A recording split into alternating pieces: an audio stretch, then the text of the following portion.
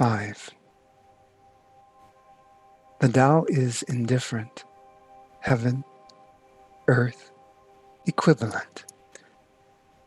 The home of the 10,000 things, the Tao nourishes and sustains without preference.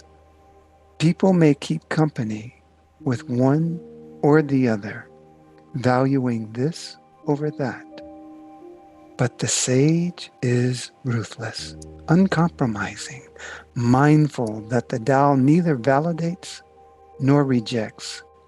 Giving, receiving, and service are performed without restriction or condition. The universe resembles a bellows, empty and ready, yet never exhausted of potential. The more it moves, the more it yields in its capacity to bring forth more. Humanity is not like this.